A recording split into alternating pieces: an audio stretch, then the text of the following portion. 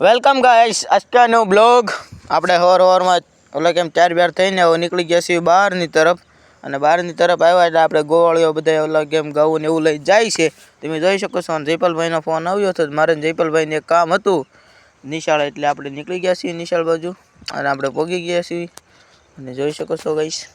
આપણે નિશાળે પહોંચી ગયા છીએ અહીંયા કામ બામ પતાવીને આપણે નીકળી ગયા છીએ ઘર બાજુ અને સાહેબે થોડુંક ફોટો બોટો લાવવાનું કીધું હતું એટલે અમે નીકળી ગયા છીએ ફોટો પાડવા માટે ચલો આપણે આવી ગયા હતા ફાઇનલી જે આપણે ફોટો પાડવાનો હતો ત્યાં અને જયપાલભાઈનો ફોટો લેશે તમે જોઈ શકો છો ફોટો બોટા લઈને હવે નીકળી ગયા છીએ તરત ને તરત ઘર બાજુ જવા માટે ચલો અને આપણે પહોંચી ગયા છીએ ઘરે ગઈશ ખાઈ બાઈને હવે નીકળી ગયા છીએ ફરી વખત બહારની તરફ જવા માટે મારે મિતભાઈને મક્તિવાડી જવાનું છે તે જવા માટે ચલો હવે મિતભાઈ આવી ગયા છે ને આપણે નીકળી ગયા છીએ મક્તિવાડે જવા માટે ને આપણે પહોંચી ગયા મક્તિવાડે તમે જોઈ શકો છો ગઈશ હવે આપણે જઈશું આગળની તરફ ચલો અને આપણે પહોંચી ગયા છીએ આગળની તરફ તમે આનથી વ્યૂ જોઈ શકો છો ગઈશ અને આપણે હજી આગળની તરફ જઈએ આનથી આપણો નાનો એવો શોટ લઈ લીધો છે ગઈશ તમે જોઈ શકો છો